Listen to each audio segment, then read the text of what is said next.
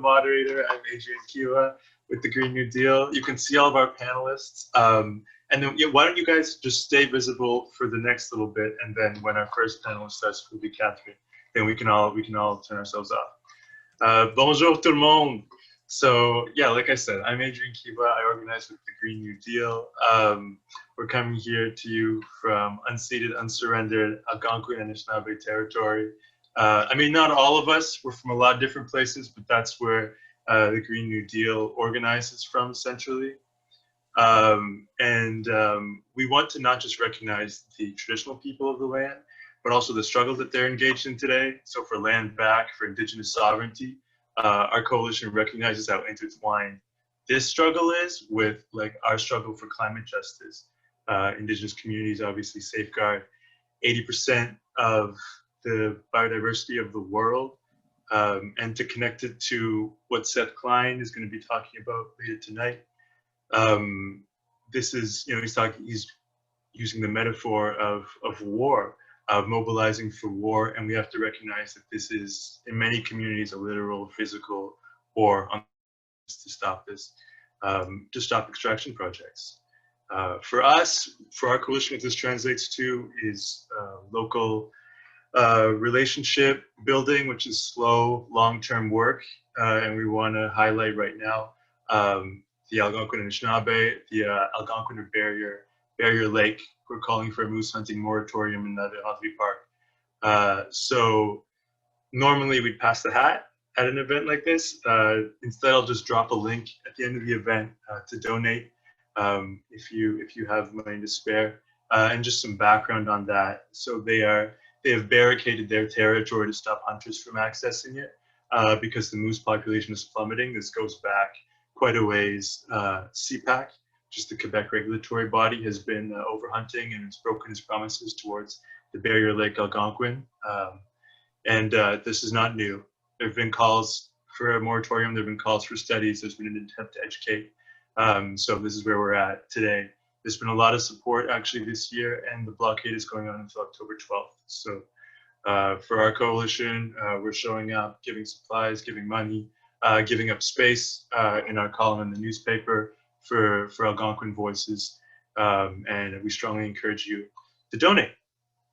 Our group, in terms of what else we do, we're doing education in the community, we're getting people out, we're advocating to politicians. We're kind of a young group and growing quickly, and we're always looking for new members, surtout des membres en français. On est dans un territoire qui est majoritairement en langue française, but our group doesn't really reflect that linguistic diversity, though it is more and more. We have more and more bilingual members, which is really exciting. So this is an Anglophone, or this is an English event, but we want to be welcoming to Anglophones, Francophones, everybody in between. So hopefully we'll be seeing that evolving also. Yeah, what else do I want to talk to you about? The format is all of our panelists, our wonderful panelists who you're seeing here, are going to have 50 minutes to speak. I'll pop in again at the end of the 15 minutes, introduce the next panelist, and then at the end we should have 20 minutes for questions, so you can write them down, save them, send them to our moderator, Paul Brown. Thank you, Paul. And Anita, who you can see right now, is going to be fielding those. She's also a Green New Deal member. Ok, je pense que c'est tout pour l'instant. Merci beaucoup d'être venu. I hope everybody's doing okay in this terrible, terrifying time. I want to introduce Catherine Abreu, who's a campaigner, public speaker, coalition builder. She's the executive director of the Climate Action Network. Before that, she was leading the energy and climate programs at the Ecology Action Center. Also, recently, the winner of the Jack Clayton Progress Prize. So congratulations, Catherine. Thank you so much for being here tonight. I hand it over to you. Thank you so much. Really great to be with all of you today. I too am calling in from unceded, unsurrendered Anishinaabe Algonquin territories in what is also known as Ottawa. But as many of you got to hear when we were having our pre-conversation, not realizing we were on camera, part of my home and heart rests in Mi'kma'ki on the east coast of Canada, where it's actually Treaty Day. The Peace and Friendship Treaty was signed in Mi'kma'ki in 1752. So this is an important reminder for all of us to, you know, take a minute, read those peace and friendship treaties, like figure out what our obligations are as settlers on this land. I'm going to share some slides. It's my job today to talk to you about the Paris Agreement, where the world's at when it comes to our climate commitments, what that means in particular for Canada, and what we're hoping can happen to improve those circumstances given the unprecedented moment we find ourselves in. So just give me one sec to get my slides up. All right. And can everyone see this okay? Great. Still seeing it okay? Awesome. Thanks so much, Anita. Just offering you my Twitter handle in the event you're live tweeting this event. So here we are. I think a lot of us who are attending the event today know that we are really on the brink of missing the opportunity to limit global warming to 1.5 degrees Celsius. This is the threshold that the Intergovernmental Panel on Climate Change has given us to avoid the most catastrophic impacts of climate change.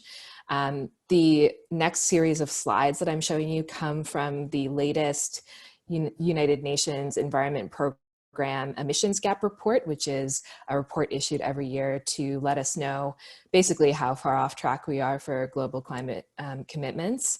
I'm using obviously the information from 2019 because 2020 has really thrown off the schedule for these reports. So this is the latest information we have, but I'll show you a little bit of information on emissions trends during the pandemic a little later on. If we rely on the current climate commitments that are in the Paris Agreement, so all of the promises that signatories to that international treaty have offered so far, we will see global temperatures rise to around 3.2 to 4 degrees Celsius in this century. And temperatures have already increased on average around 1.1 degrees Celsius.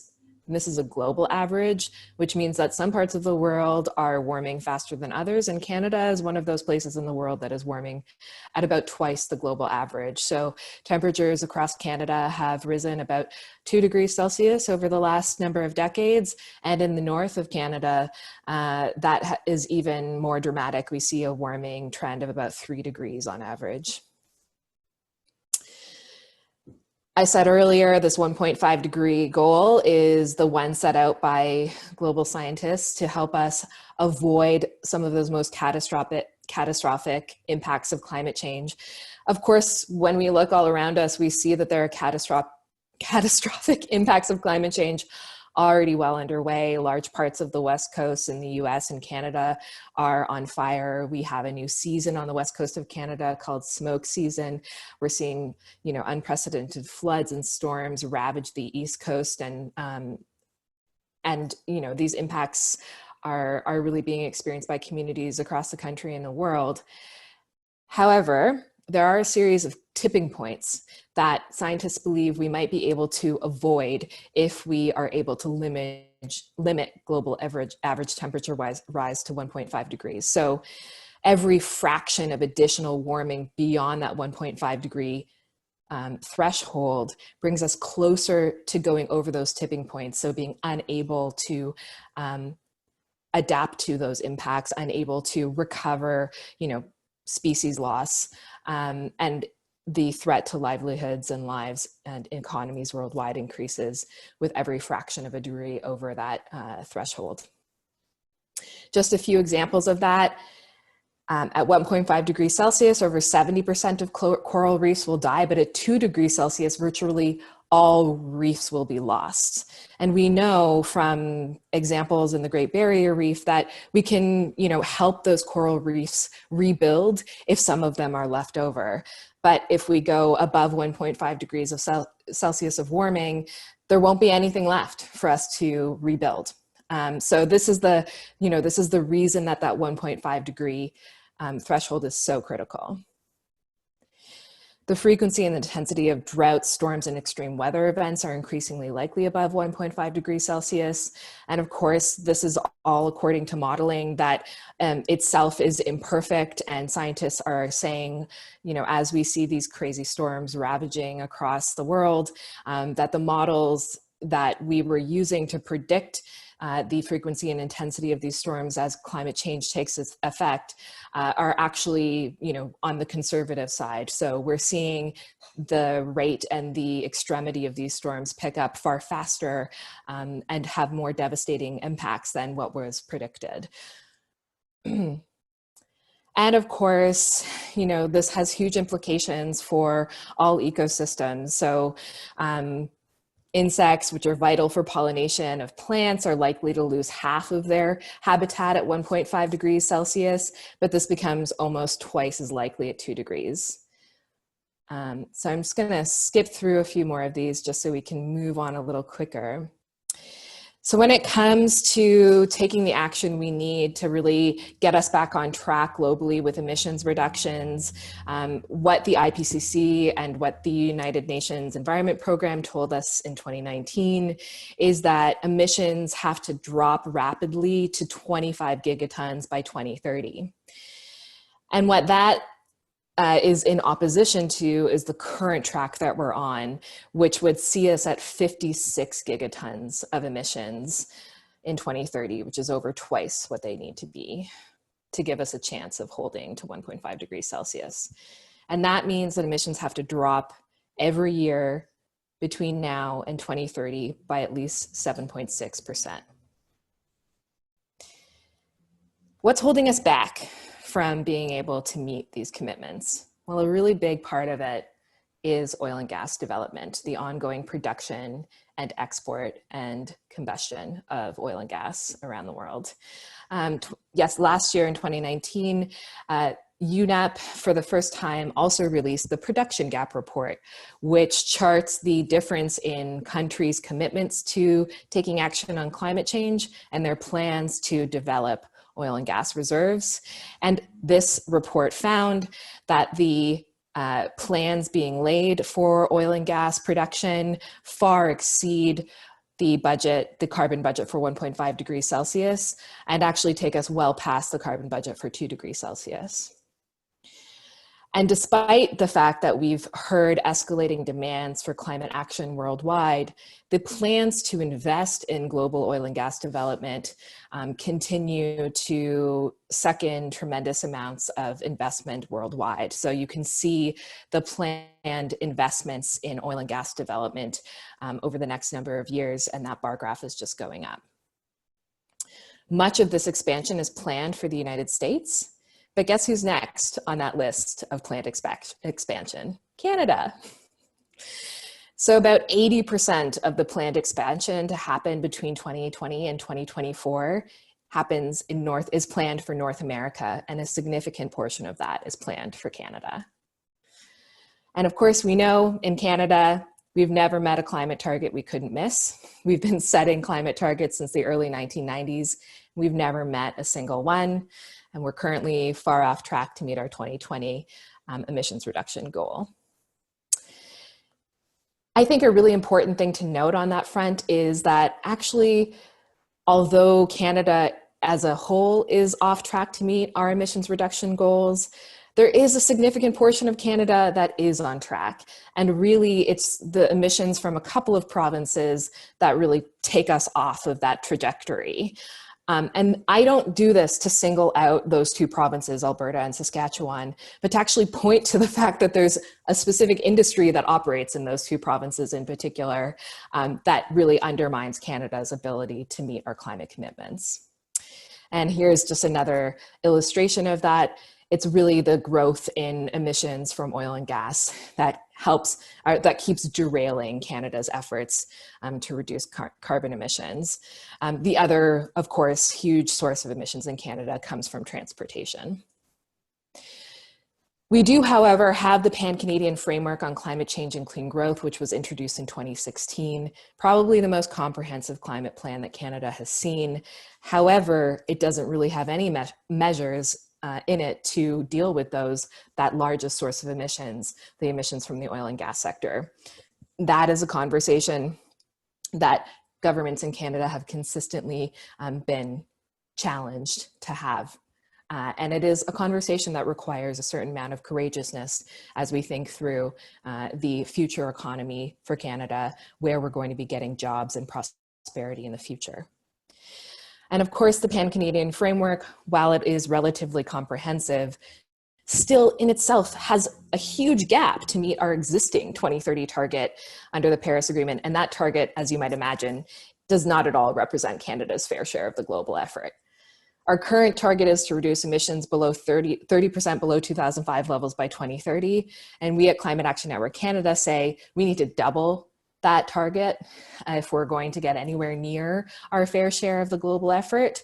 So we need to reduce emissions by 60% below 2005 levels by 2030 right here in Canada. And we also need to dramatically scale up the ways in which we are helping other jurisdictions around the world reduce their emissions, because we are the 10th largest emitter in the world, and we have been for the last century. When it comes to per capita emissions, Canadians emit pretty much more than anyone anywhere else.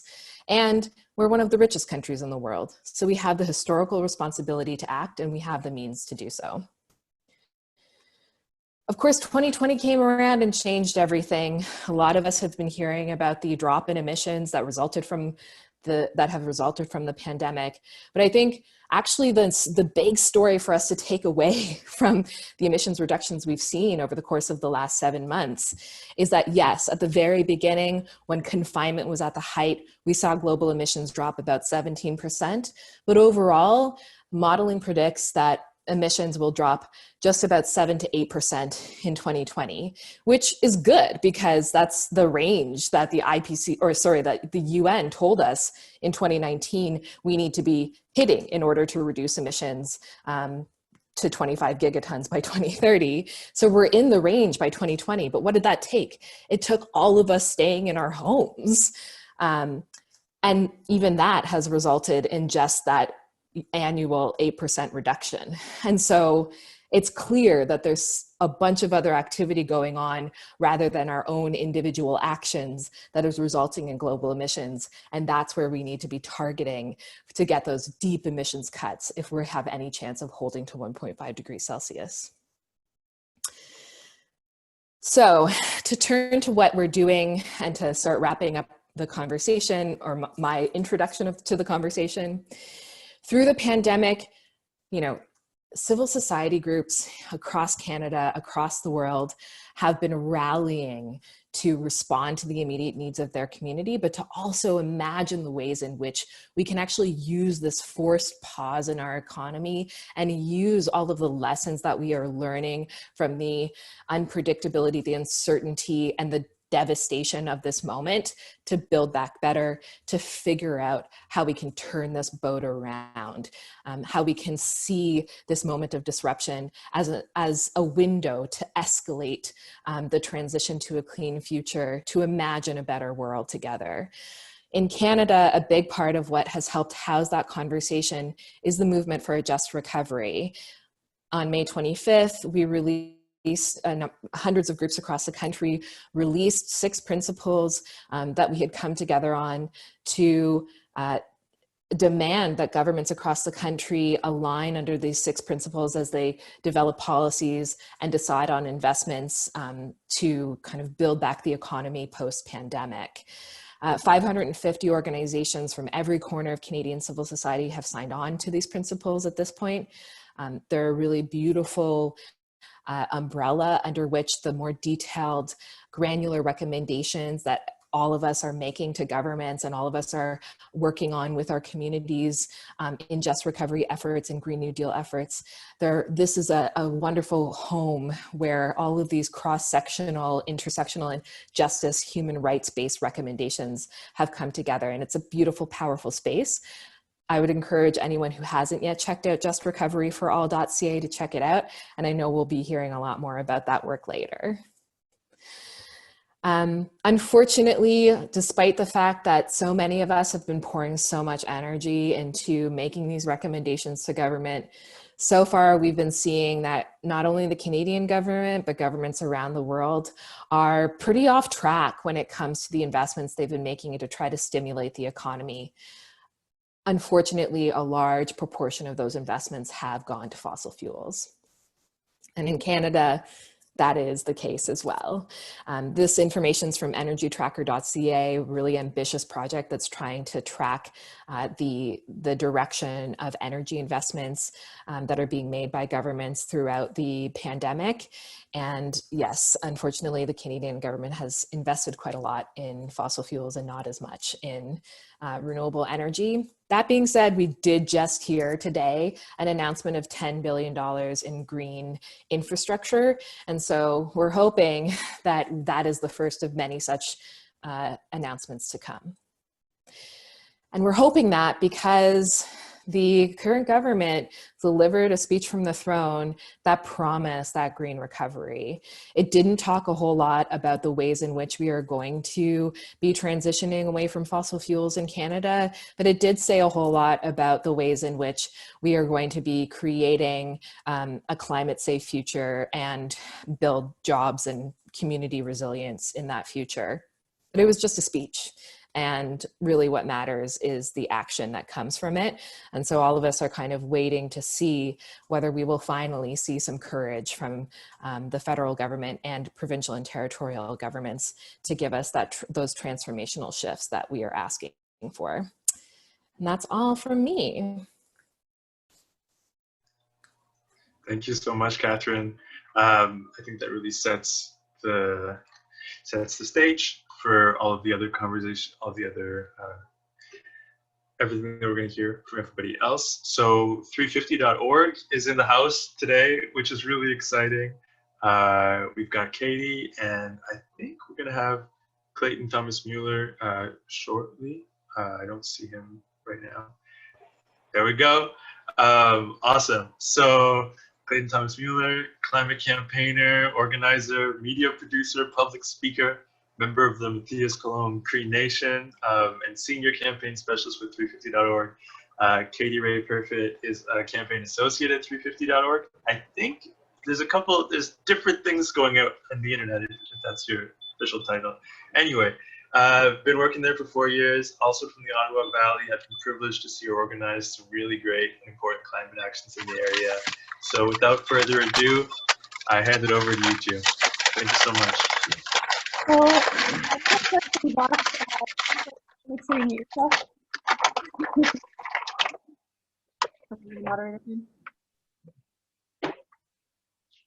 Clay, can you mute yourself?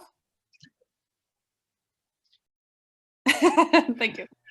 I'm really excited for everyone who's watching to hear what Clay is up to right now. I think it's really important in the context of what we're talking about. And yeah, I'm just really happy to be here. I've been a huge fan of the amazing organizing that's happening in the La Peche area. And so, yeah, it's a huge honor to be able to contribute to an organization that has been doing such important grassroots organizing work. So yeah, I'm with the 350 Canada team. I'm a field organizer. If the campaign associate doesn't really resonate with you, I consider myself a field organizer.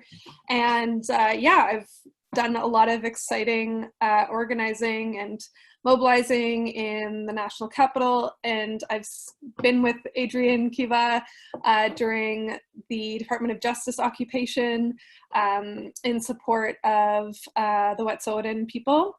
So, hey, Adrian, thanks for hosting this call. So yeah, I'm just going to build off a little bit of what Kat said. So, you know, when COVID hit, it was really on the heels of a lot of the same organizations that had eventually signed on to those just recovery principles. A lot of those organizations had already been involved in organizing around a Green New Deal. And so there was a coalition of organizations who supported people across the country to basically lay the groundwork for what a Green New Deal could look like in Canada. There was so much excitement and momentum. I know one of the things that really like galvanized me and got me hyped up about the Green New Deal was seeing Alexandria Ocasio-Cortez on the folding table in this church with all of these young organizers around her, talking about all the intersections and of the climate crisis, how it impacts those who are most marginalized, and why we really need to build the people power to win a Green New Deal. So that was what we were organizing for when COVID hit. And, you know, I think in a lot of ways, and we've seen this over and over again in sort of, as we try to make sense of the crisis as it's hit, is just that COVID really laid bare a lot of the necessary changes that we need, like structural, fundamental changes that we need in our society. It really laid those bare. So I'm really curious to hear in the chat from people, like, what are the ways that COVID has impacted your life or the lives of family members and friends and neighbors? What are some of the ways it's shown up for you? If you can just type it into the chat.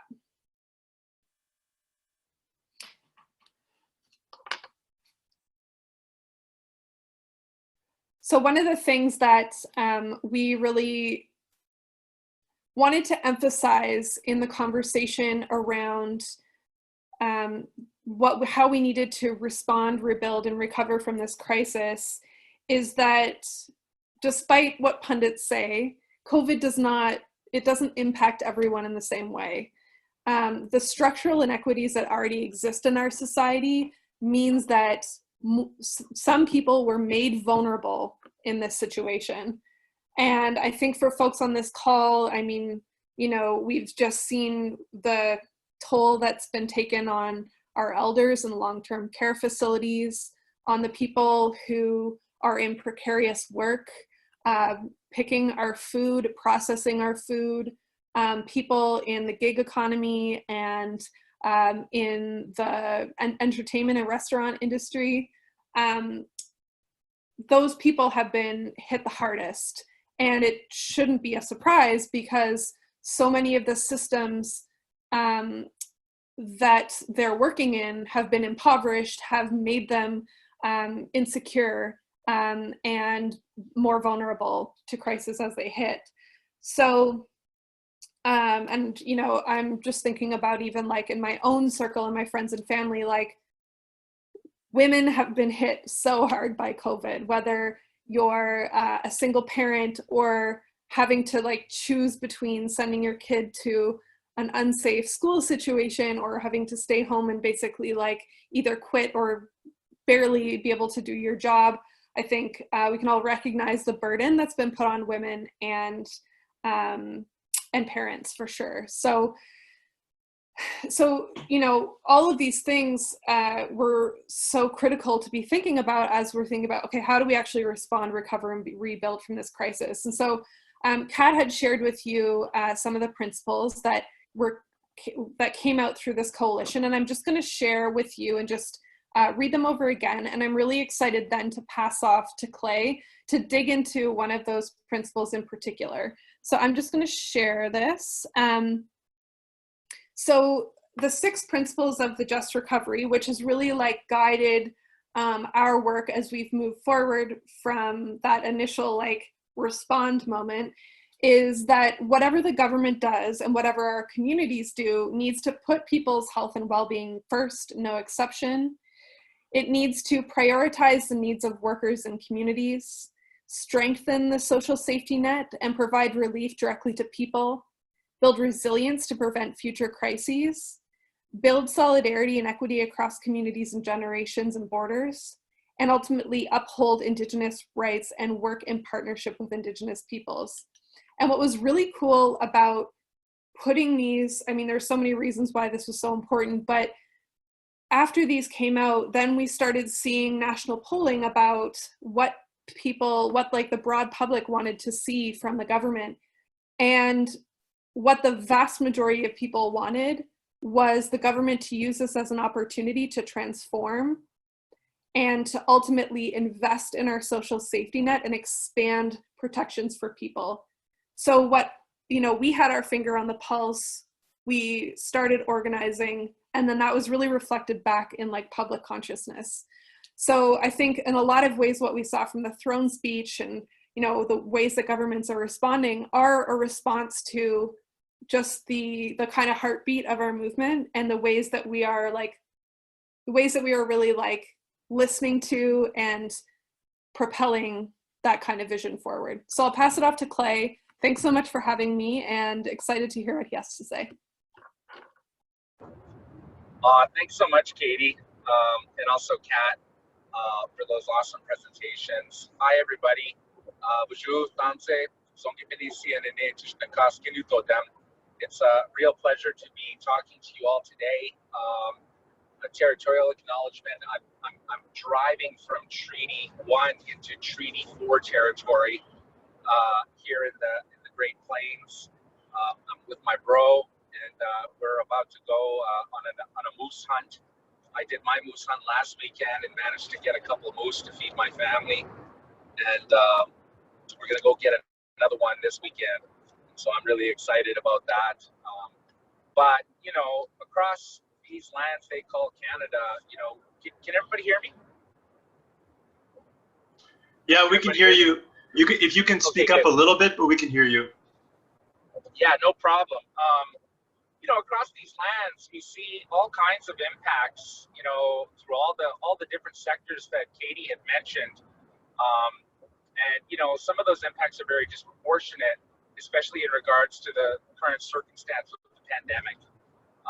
But I guess, as far as like an opening kind of statement, what I wanted to talk and contribute to as far as the whole idea of just recovery, we're facing unprecedented times. We've got the global pandemic of COVID that is happening right now. We have a recession that might parallel the dirty 30s as far as the Great Depression, not just here in Turtle Island, but across the planet. And of course, the existential crisis of climate change. Now, a lot of these problems, including climate change, including the thing that the team I'm a part of at 350 focus on, the Canadian tar sands and its associated pipeline infrastructure, these are symptoms of the actual problem, which of course is our economic paradigm. And, to quote a dear friend of mine, Gopal Dayanini from the Bay Area in California, when we talk about, the whole discourse around a Green New Deal, whether that's in the US or a Made in Canada Green New Deal or this idea of just recovery, whatever you call it, we're talking about shifting our economic paradigm, because capitalism isn't working. It's breaking the planet and it's breaking people, and it's responsible for one of the largest ecological crises of our time. And the fact of the matter is that Canada, Kat had mentioned, we're per capita, we're one of the biggest emitters on Mother Earth. Here in the country, when we talk about this idea of carbon budget or how much, every economy can emit, Alberta, where the largest industrial project on the face of the planet, the Canadian tar sands is based, is responsible for 38% of Canadian emissions. And when you look at where all of the highest carbon emitting operations are across the country, and the most toxic forms of development are placed across this country, they are typically within kilometers, if not directly adjacent to First Nations, Inuit, or Métis communities. And this is environmental racism. And when we think about environmental racism in Canada, it is very much a red and white issue. You got 20% of Canadians, or 80% of Canadians are white presenting or settler presenting, and 20% of our population is comprised of people of color and Indigenous peoples, which make up about 5% of the population. Now that said, we've got a lot of work around us, but I agree with what Katie had said in terms of we have an incredible opportunity right now to make a fundamental shift in the way that we design our cities, in the way that we do development, to move away from the extractive industry style of economy, and to move into something that actually cements our place as human beings in the great circle of life, rather than existing outside of it, dominating it, extracting it, cutting it up, and selling it on the international market to the highest bidder. But the big fundamental challenge to building a Green New Deal here in this country and facilitating a just recovery from these three major problems that I'm talking about,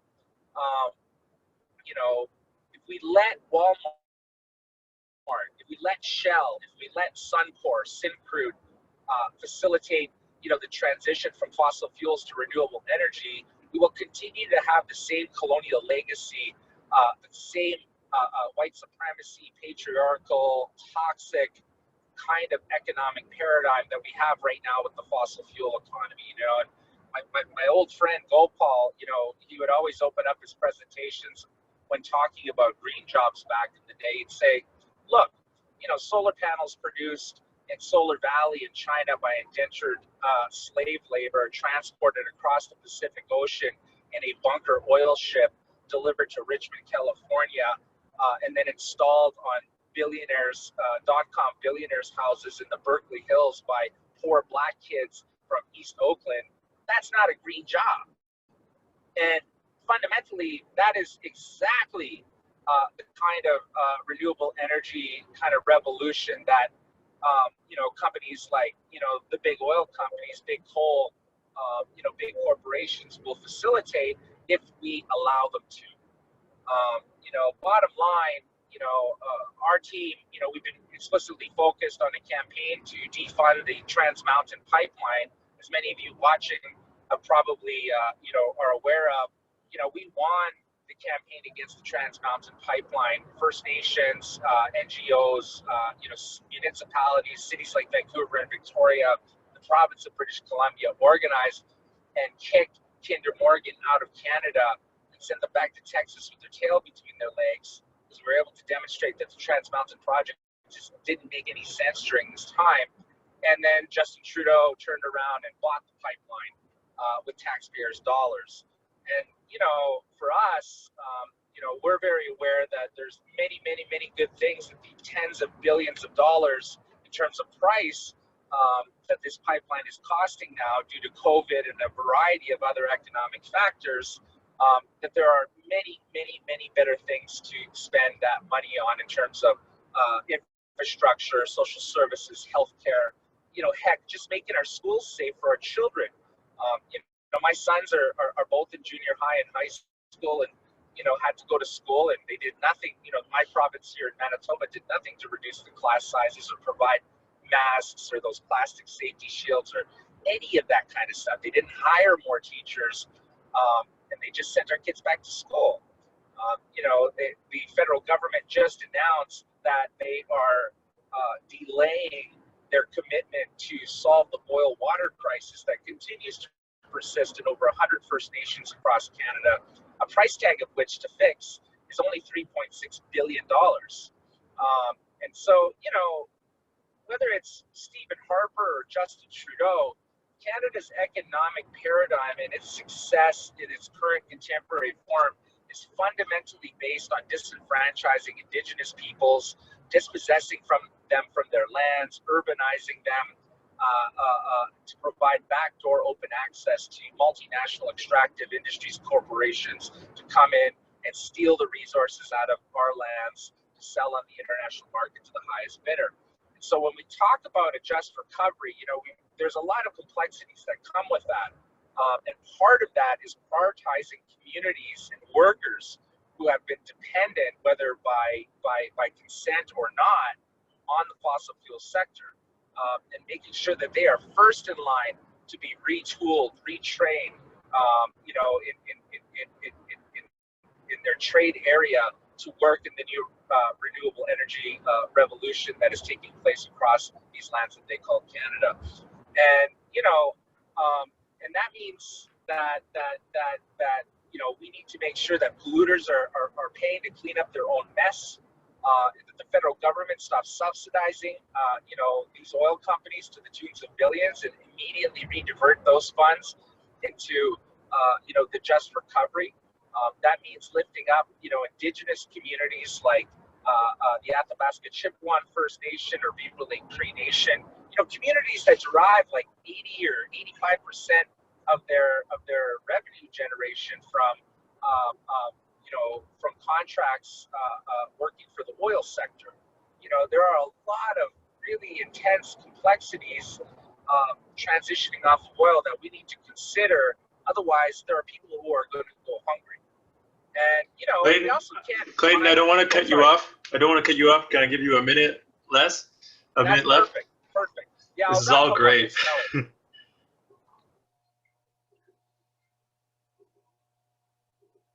Active, educate ourselves, and when we think about just recovery, we need to look at it through a justice lens. And I think that the recession, COVID pandemic, and the global climate crisis, and social movement flashpoints like Black Lives Matter, Standing Rock, the indigenous shutdown of Canada pre-COVID, in response to the wet sewage call out over coastal GasLink, these all present an incredible opportunity for us to come together and to really look at how we're going to facilitate community determination around just recovery that respects the needs of economic paradigm that doesn't sacrifice communities at the altar of irresponsible economic policies. I'll leave it at that. Thanks, everybody. Thanks, Clayton. I mean, there's no end to that conversation, right? That doesn't stop. Yeah. It's my honor, my pleasure to introduce next Éric Pineault, who is actually the Canada Research Chair for Globalization, Citizenship and Democracy. Éric Pineault is a professor at UQAM, research interests in social class, public-private partnerships, so relevant right now, global finance, so relevant right now. And he contributed to the 101 idées pour la relance with le Pacte pour la Transition, which is basically a Quebec organization with 286 signatures that promotes a Green New Deal type of transition for Quebec, which if you haven't heard, I recommend that you check out, and we will drop some links for that there. He's going to talk to us about laying the foundation for green, just transition. Éric Pineault, c'est à vous. Great, thanks. I hope everybody can hear me well. Actually, just to correct a little bit of that information, Adrian, I don't have that Canada Research Chair. I was a member of that chair, which doesn't exist anymore. I do now work at the Environmental Sciences Institute in UQAM, but that's just details. Anyway, and I've been working a lot on anti-pipeline issues and transition issues in general. I'm going to talk a bit about what's happening in the Francophone part of Quebec around Green New Deal, just transition issues. I've been working with people on this for a number of months, and this is kind of a fallout from the anti-pipeline, anti-fracking movements that have been very strong in Quebec, and there's been a switch in the emphasis from against to for, and the for has been for transition, for basically cultural and linguistic reasons. We don't use the expression in French, Green New Deal. First of all, you can't say it in French, so you say Le Green New Deal. It sounds kind of weird. And it's not a strong cultural reference in Quebec. One has to remember that during those years of the New Deal, Quebec was a very dark, religious, conservative place ruled by very right-wing politicians. So we didn't have, it's not a cultural reference. And thus, what has been developed instead is this idea of transition, which really is the way that things are named. So you have in French le Pacte pour la Transition, and you have the Front commun pour la Transition, which are two major organizations, big tent organizations pushing for a Green New Deal in Quebec. And I just wanted to maybe, I don't usually do this, but I think it could be interesting to share a bit, a few images of how what this, and I'm usually very bad at this, so I'm gonna just, there, okay, and this could work, yeah, there. So this is the context in which we're working, and I think that it's been laid out earlier. I don't want to get back on this, but the big question is this. Do we have to jump off this cliff? And that doesn't look like a transition. And I think that's really the biggest issue that we've come up against in Quebec in our movements, is that people think this. They think that, sorry, I skipped. They think this. They think that, and especially in Quebec with the hydropower situation, where 50% of our energy comes from hydropower, and I'm not calling it clean, renewable energy. I'm calling it hydropower because there are issues with hydropower, and I think it's important to acknowledge these issues, which are ecological issues and also colonial issues. But in Quebec, the mindset around transition and the adherence to transition is, well, can't we just change everything without really changing everything? Which means electric cars, solar panels, and electric car traffic jams that we would have. Hi, Seth. And so I just saw you pop up, and that means that I'll take away part of what I wanted to say because it was around what the New Deal was and what it could be. And I think you're the best person to argue around that. So if, and the idea is, well, we don't want to jump off this cliff, and maybe just a transition is this, right? We kind of move from one type of energy to another smoothly, and just kind of, let's get rid of the bad stuff and let's grow this good stuff here in the corner until it fills up the whole thing. And the challenge in Quebec in the movements has been to shake up this mindset and to say, this is not what a transition looks like. It's not just a question of changing the technology, changing the material infrastructure. It's a much bigger problem. And, we climbed up the cliff. This is the same data. This is just looking at in proportion of the energy we use. This is for the whole planet. And this is the same data, but this is the real amount that we're actually using. And this is why we have to jump off the cliff. This is why we have to descend. And an energy descent means radically changing the way that our society works. And this is what we're hitting up against in Quebec in our different, and this is the challenge that we're trying to answer through the pact and through the Common Front. I'm not going to read all this, but basically, I think it's important on the left side to say that this is the way that the issue is often framed by governments and by, I would say, more common, let's say, mainstream approaches to Green New Deals. Is we have a techno fix, a growth fix, we get clean growth, and we're saying no, we're not going to look at transition in this lens. We're going to look at it in this lens. And the problem with this lens is it's very challenging. And it really shakes up the way we understand how we live and how we work together and what it means to have an economy, what it means to have a polity, and what it means to have a society. And basically our position is that deep and challenging change requires deep dialogue and deep democracy, and both require to empower people. And empowering people in the New Deal or in the just transition approach has shifted through time. So, oops, sorry. I always have challenges with technology, and here's one. This is basically where we started. Just transition was all about workers. And it was basically at the very beginning all about workers tied to high carbon and fossil fuel sectors. And the communities that depended on the work and on the workers so basically working class or communities in general that depended on fossil fuel industries and carbon sector industry, because not only fossil fuels, it can be cement production, it can be plastic production, whatever.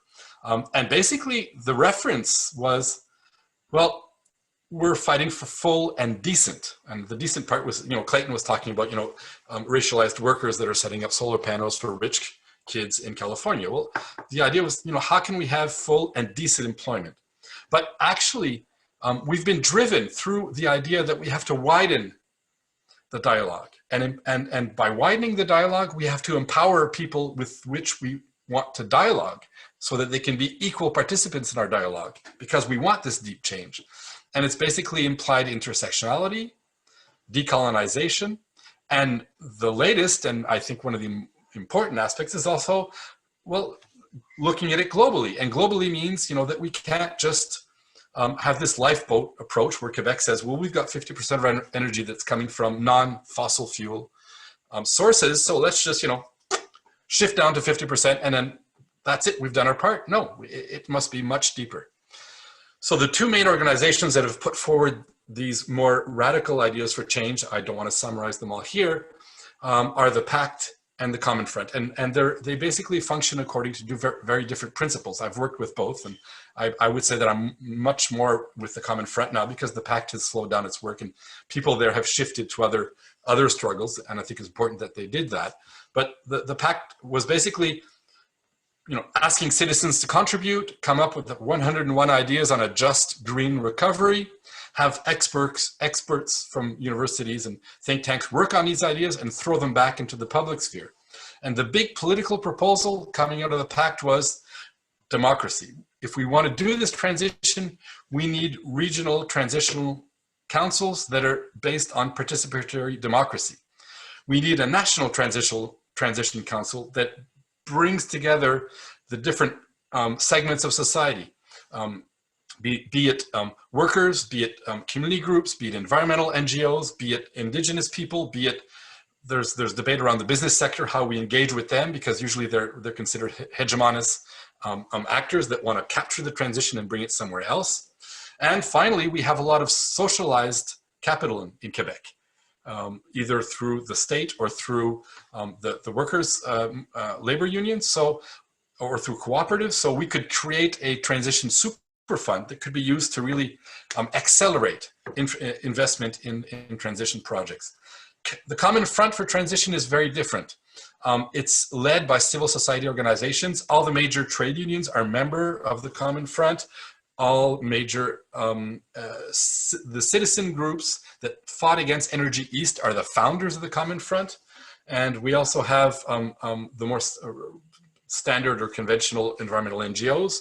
And we also have community organizations and basic citizen groups that are there. And we've engaged for the past year in a process of social dialogue. And the social dialogue has led to what we call the Transition Roadmap, which is a concrete platform for deep economic and social change in Quebec so that we can get towards a zero net emissions society. We've done the zero net project we call Quebec Zen 1 last year. In about 2 weeks, we will adopt the Zen 2, which is an upgrade. And this is a very long process. And the outcome is that we want to support what we call the development of resilient collectivities and transition councils, which are based on this process of citizen assemblies and of bringing together various groups. Here are some of the values that you can see. One of the biggest challenges we've had is that, and it's a bias in Francophone Quebec politics, well, it's very white, it's very French, and the outreach towards Indigenous people, the outreach towards people of color is a challenge, an ongoing challenge that we're very aware of, that we're trying to address. And I think that going from 2 to 3, that will be the biggest effort, will be on widening well, if I shift back to this, widening this. So reaching out and trying to build through dialogue. So opening up the space of social dialogue. I think that's about all I wanted to say. I guess the biggest thing, the biggest takeaway from the Common Front is that we've been able to avoid some vocabulary that divides on one side and the other. So if you read the Transition Roadmap, you will not find the word growth. You will not find clean growth, and you will not find degrowth. You will not find the word capitalism, but you will find that it is probably very much a post-capitalist project. But we've avoided, but you also will not find engaging with business in terms of renewing, this idea of green capitalism will not be there either. So we've avoided to be able to try to find a common vocabulary that unites instead of divides, all the while, I think, adhering to this principle that we need a radical downshift, radical change in the material aspect of our societies, radical change in our institutions, a radical change in our political structures, and a radical cultural and worldview change. And basically, what we call post-growth economic relations, build a social economy, democratize, equalize, and decolonize are the key words for this. There you go. And I'm not talking about green stimulus, because Seth is here, and I think that's his domain. Thank you, Éric. That's amazing. All these presentations have been amazing so far. I think have carried us well. The flow is really good. And we got into the weeds of it a bit there, and it was still super legible, and to your point about it not being divisive and also being accessible language. And we're going to go further into the weeds of policy with Ryan Campbell, who's coming online, and he's an economist, a policy analyst with the Professional Institute of the Public Service of Canada, which is basically largest, I think, I mean, correct me if I'm wrong, but it's the largest union in Canada representing government, scientists, and professionals. It protects the interest of professional public employees. So Ryan's going to be talking to us today about austerity, budget deficit myths, and public trust versus private capital, which I think should flow really well from what Éric was talking about. The floor is yours. Thanks very much, Adrian, and thanks everyone for coming. Thanks for having me. So yeah, so I'm going to be talking about debt and deficits. Not the most exciting topic, but certainly important and relevant these days. And it exists here as a real tangible background threat, something that's behind all the issues that are being discussed today. Deficit politics specifically, which is letting the fear of deficits influence political decisions. We've been living through an era of austerity and deficit politics for the last 40 years, and it must seem jarring to most people that a year ago we were quibbling about a $30 billion federal deficit, which is so insignificant compared to the size of the economy, and then all of a sudden a switch gets flipped, and then we have a $300 billion deficit with unanimous support. And particularly frustrating for people in this community, those calling for climate justice, because you're saying, hey, where was the capacity before? This is not a new problem. Where was the ability to invest and solve these problems before? You said there wasn't anything available.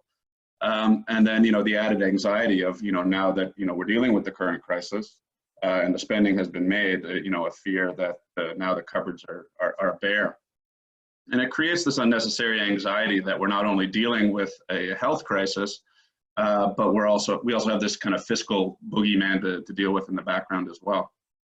And the message I'd really like to just get across is that as citizens, deficit and debt should not be our primary concern. To quote the economist Paul Krugman, the only fiscal thing to fear is deficit fear itself. Deficit fear is the threat. At least that's what I'm afraid of. We are living through a moment unlike any in our lifetime. COVID has united us against a big common foe, but also exposed serious social fault lines and brought a great deal of inequity to the forefront. And not to mention the impending threats of a climate crisis that are looming over us all the time. And it's our responsibility in the face of these problems to find solutions, and all these solutions are connected, or the solutions to all these problems are connected. And if we let deficit politics get in the way of this progress, then it would be an absolute shame. So, to start, the fiscal situation is not in crisis. We have a deficit. It's a big deficit, $340 billion, framed as the biggest deficit in history, fairly misleading. Framing it like that really lacks context and historical perspective. In order to get that, you need to put it as a percentage of GDP. It's a moving target, but in the range at the moment of 15% of GDP. And historically, that is not, unheard of. If you look at, there was a 20-year period from the 70s to the 90s, where the government ran deficits the federal government ran deficits between 4 and 8%. And, we were able to, persevere and move on and recover from that. Looking back further to World War II, where there was a period of 4 consecutive years of deficits above 20%. And that's, one bigger than the current deficit, but significantly bigger. So think about spending significantly more than has already been spent this year, given all the fear that's been kind of drummed up about it. And then spend that 4 years in a row and just, use that as a kind of a comforting fence post as to, you know, how much capacity, you know, the government still has. Looking on the debt side of the equation, which is the long-term kind of accumulation of deficits over time. So even after this historically bad year, our debt as a percentage of GDP is going to be about 50%. So you know, after this year, that level of debt will be in a better debt situation than the average G20 country was before the crisis.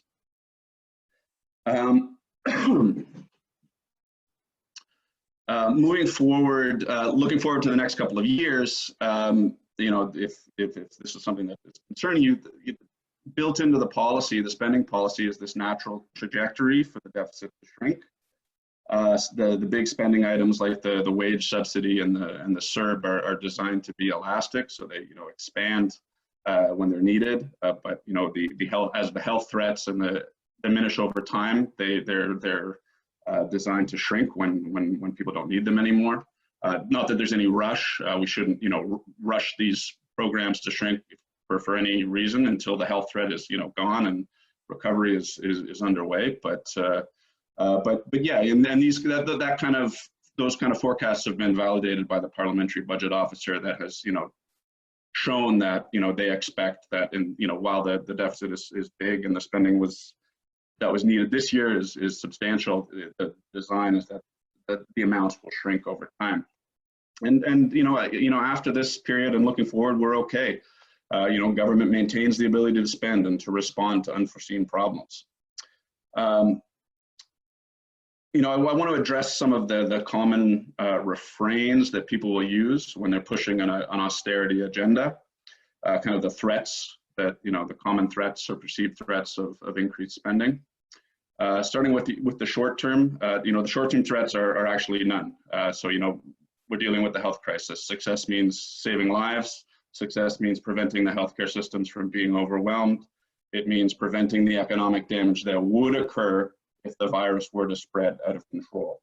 So, you know, there's no justification for reining in spending, you know, as long as the threats are still so front and center. But a few years down the road, then it becomes a little bit trickier. It will be, you know, there will be less consensus about the right fiscal policy. You know, so, you know, the imminent threats are going to get smaller as time goes on, but there will need to be continued investment in rebuilding that happens for a longer period of time. And as debt numbers creep up and the health threats you know, are further behind us, then there's the real threat that policymakers will lose their resolve.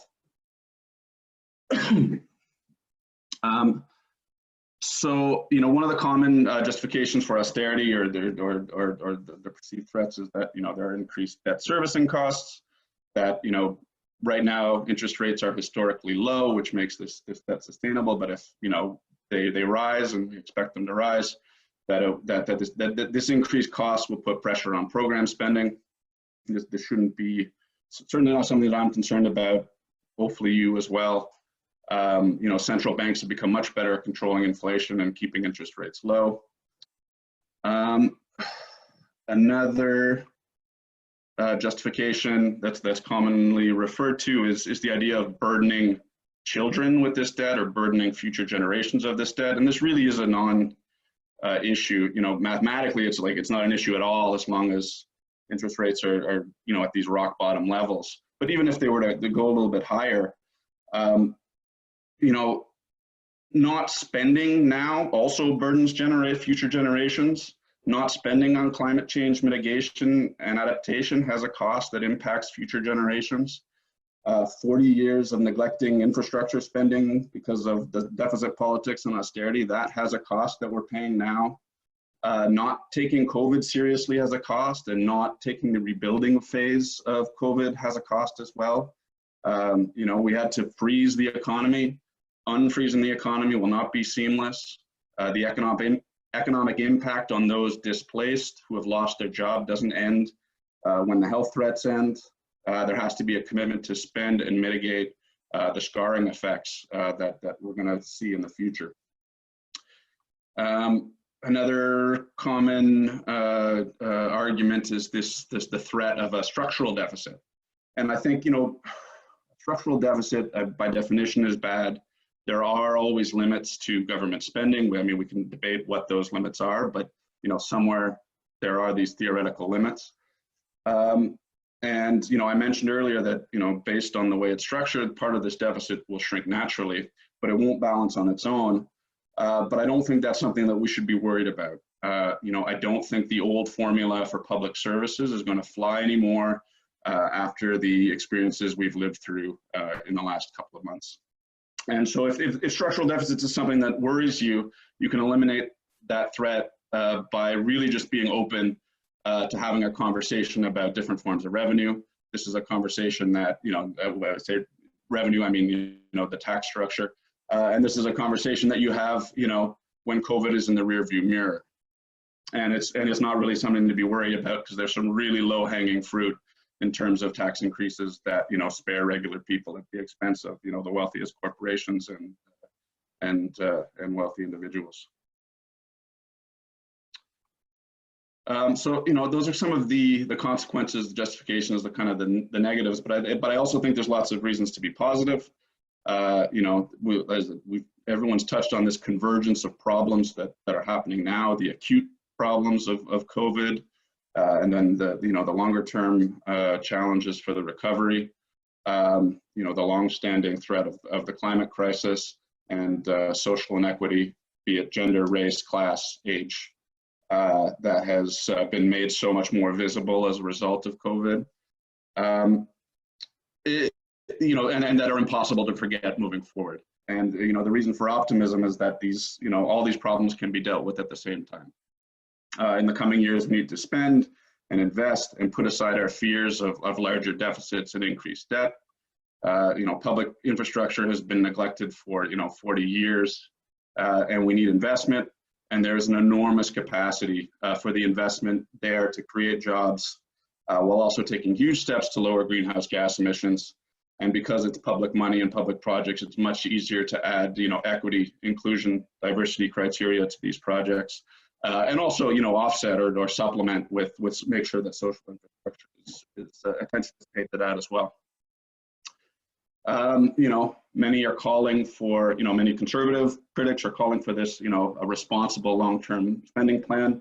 I'm not as interested in that. What I think we should be demanding from our government is ambitious long-term goals, long-term targets for achievement with respect to decarbonization, inequality, and inequity. I like thinking of it on the scale of the moon landing. Lower greenhouse gas emissions while making sure the benefits are felt more equally. Everyone is pulled up along the way.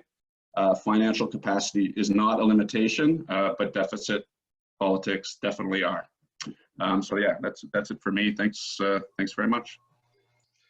Thanks so much, Ryan. A lot of talking points there. Also, a lot of comments in the, before you go, a lot of comments in the chat wondering if there's some readable material along those lines that you could point people to, because seems like people are wanting this for their families and other conversations. And I noticed that Éric gave us something, but if you have anything you want to link. I can definitely, I can easily find some material. Amazing, thank you so much. So that brings us to our keynote, which is really exciting for us. Seth Klein is here with us, and not just exciting because Seth Klein is here, Seth Klein has a book out, but because you really came in and saved us here when we had to say goodbye to Linda McQuaig, unfortunately, for totally unrelated or like circumstances outside of her control. And hopefully we'll have her here someday, but this was an 11th hour rescue mission, which I guess is fitting. Seth has a really long and accomplished biography. I've got some of it written down here. Hopefully not. I mean, and you could go on for a really long time. Founding director of the BC Canadian Centre for Policy Alternatives. Did that for 22 years. Founder, 8-year co-chair of the BC Poverty Reduction Coalition. Community work with the Economic Security Project through Simon Fraser University. Community orgs together into public policy making space. the list goes on. Seth has the bona fides, the public policy know-how, and the groundwork of actually getting them to work for people, which goes all the way back to the anti-war high school advocacy, which you write about in your book, which a few of us on the panel are starting to read and really enjoying. So, Seth, thank you so much for being here. The floor is yours. Thank you for that lovely introduction. Yeah, I'm from Montreal. That's where I started in the peace movement. And lovely to be joining all of these great people who you had before. I should admit, like the 350 gang and Kat and Éric, they're all in my book, by the way.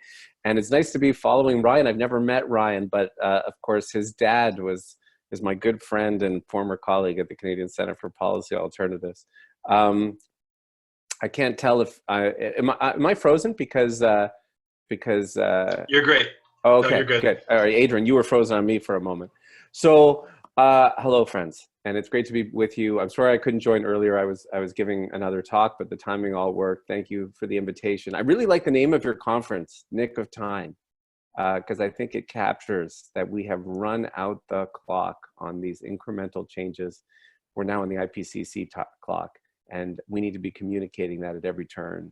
And if our governments and if us as a movement aren't acting like it's an emergency, then we're effectively communicating that it isn't.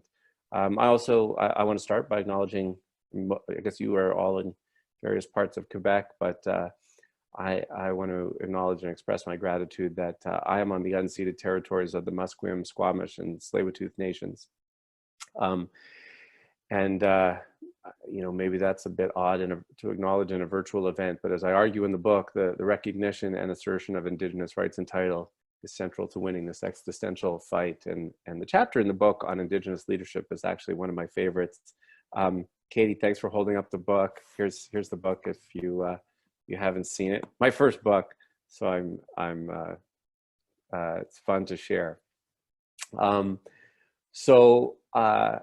And I recommend it to you. What I'm trying to argue in the book is for an entirely new and different approach to the climate crisis than the one that we've pursued to date. And the book tries to walk this line of, on the one hand, telling the truth about the severity of the crisis we face, but I believe that you will also find it an unusually hopeful book. And as the title suggests, I am convinced that to confront the climate emergency, a wartime approach is needed, and moreover, that our wartime experience should be embraced as a hopeful story. And as Adrian was getting at, there's no small irony in me coming to this place.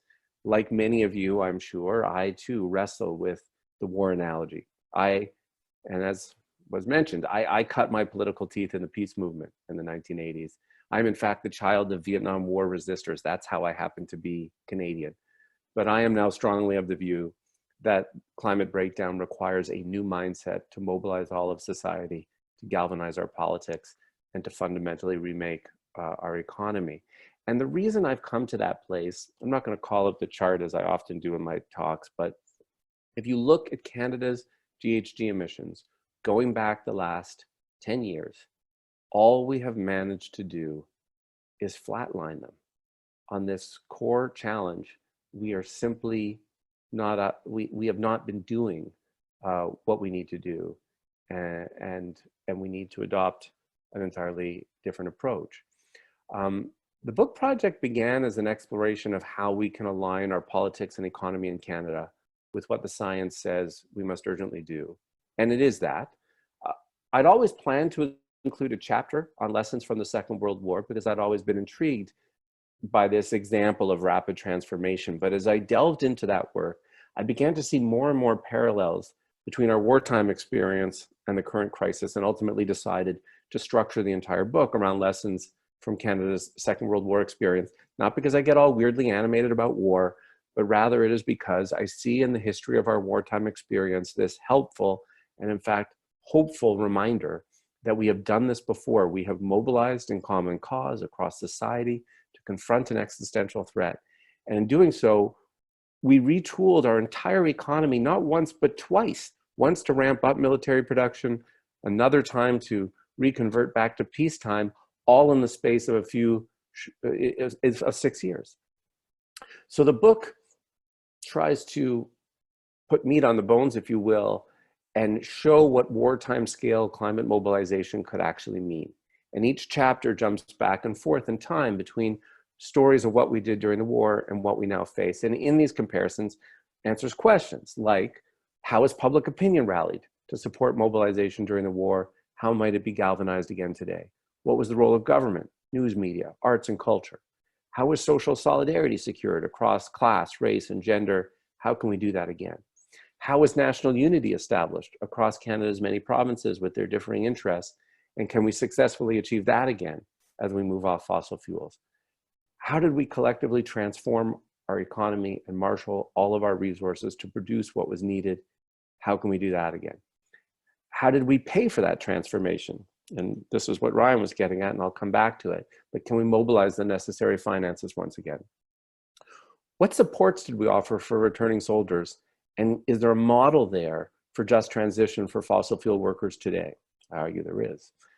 What was the role of Indigenous people in the war, and what is it in today's transformation? What was the role of youth and social movements then and now? Of course, importantly, what are the war's cautionary tales? The warnings of things that brought us shame, the internments, the poisoning of Indigenous territories, the squashing of civil rights, the response to refugees, the things that we don't want to repeat. And really, I guess underlying it all, what sort of political leadership do we require to see us through challenges like this? And I want to share one important comparison I make near the beginning, because it gives me some hope, and it actually really speaks to the theme of your conference, I think, Nick and Time. And it's this, which is that despite Canada's war declaration in September of 1939, it's worth recalling that even as the winds of war gathered in the late 1930s, our leaders were reluctant to recognize what would ultimately be necessary, a lot like today. Canada was on the cusp of being completely transformed by its Second World War experience, yet right up to the 11th hour, our government still hoped to avoid getting dragged into that fight. In fact, even once they declared war, the next 9 months, historians refer to as the phony war. They declared war, but then not much happened. That sounds familiar too. So we find ourselves again in this awkward period where, last summer, Justin Trudeau's government passes a climate emergency motion in the House of Commons one day, and then the very next day reapproves the Trans Mountain Pipeline expansion. That is a dynamic that I refer to as the new climate denialism at play, a concept I unpack in the book. But as with the Second World War, I am convinced that this phony war will not last. I think it's about to end.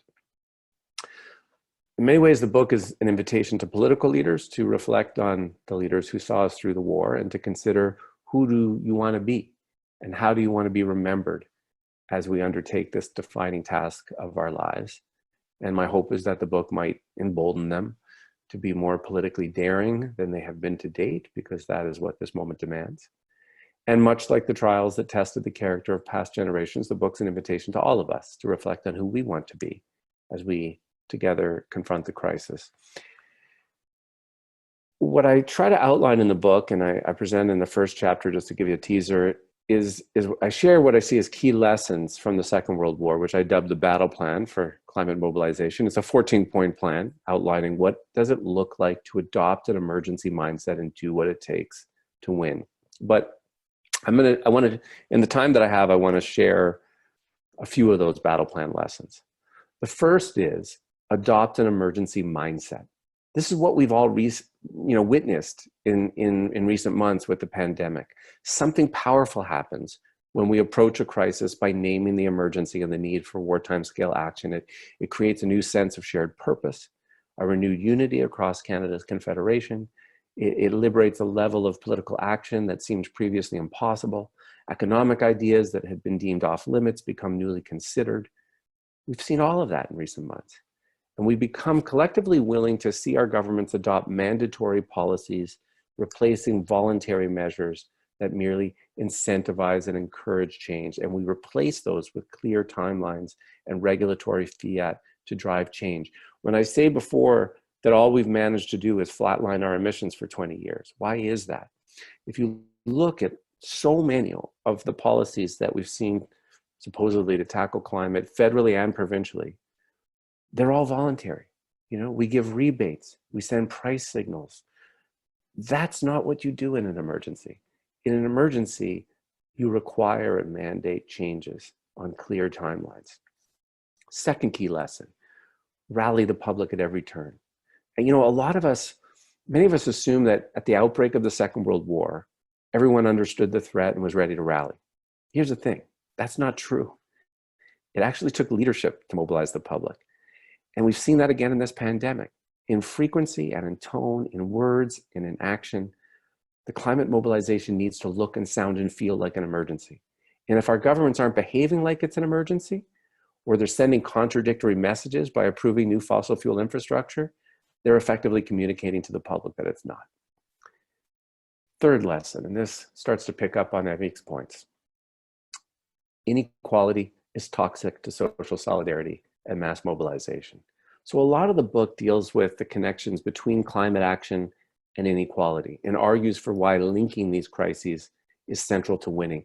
There's definitely, you know, we've all heard from climate policy purists, if you will, who often say, you know, don't link the climate crisis to inequality and these other social justice issues because it's hard enough, it's complicated enough as it is. Don't weigh it down with that stuff.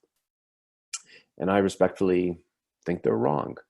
They're wrong not only because the issues are intricately connected, right? The wealthier you are, the higher your emissions. The poorer you are, the more vulnerable you are to climate impacts and the more you feel climate policy actions. So they're linked, but they also have to be linked because that's how we win.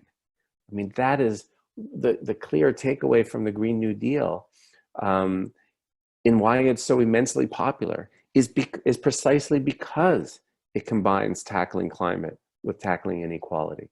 And this too is a lesson out of the Second World War.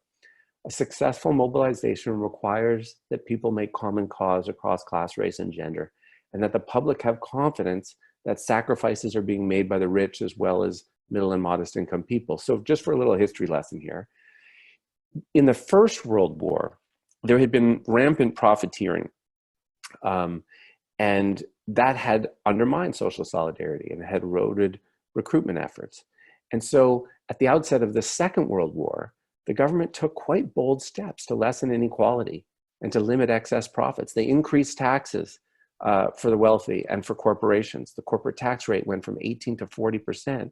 And they brought in this excess profits tax, which, you know, in this pandemic, some of you may have seen that my former colleagues at the Canadian Center for Policy Alternatives just a couple of weeks ago put out a paper that since the start of the pandemic, the wealthiest 20 Canadians have amassed an increase in their collective wealth of $37 billion just since March. In the Second World War, that was illegal because it erodes social solidarity. So we need measures like that again today. And with the polling, I commissioned some original polling for my book research from Abacus. And the remarkable thing about that is, first of all, the polling found strong support, especially in Quebec, it's highest in Quebec, for bold climate action. But then when you ask people, well, does your support go up or down if we did that by increasing taxes on the wealthy and corporations, by increasing transfers to lower income people, by offering a good jobs guarantee to fossil fuel workers? When you link it with those things, support for bold climate action doesn't go down. It goes through the damn roof. Fourth lesson, embrace economic planning and create the economic institutions needed to get the job done. I want to give you a taste of what emergency really looks like. During the Second World War, starting from a base of virtually nothing, the Canadian economy and its labor force pumped out planes and military vehicles and ships and armaments at a speed and scale that is simply mind-blowing, right? We produced 800,000 military vehicles, more than Germany, Japan, and Italy combined. We created 16,000 aircraft, creating the fourth largest air force in the world. And the same thing was happening in the States, by the way, right? Pearl Harbor happened in December of 1941. In February of 1942, 2 months later, in the United States of America, the heart of car culture, the last civilian automobile rolled off the assembly line in Detroit, and for the next 4 years, the production and sale of the private automobile was illegal. Remarkable things happen when we actually embrace an emergency this way. Now, the guy in the Canadian government who oversaw all of this was this guy, C.D. Howe. Now, some of you know his name because there's this right-wing think tank in Toronto named for the guy, and he was kind of right-wing. But he was also an engineer in a hurry. And during the war, in order to expedite that military production, he created 28 crown corporations to meet those needs. In contrast, Justin Trudeau has created 2 new crown corporations in his time in office, one of which is the Trans Mountain Pipeline Corporation.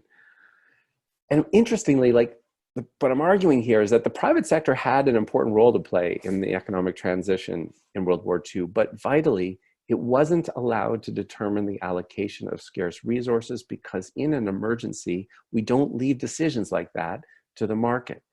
Howe's department also undertook detailed economic planning to ensure that wartime production was prioritized.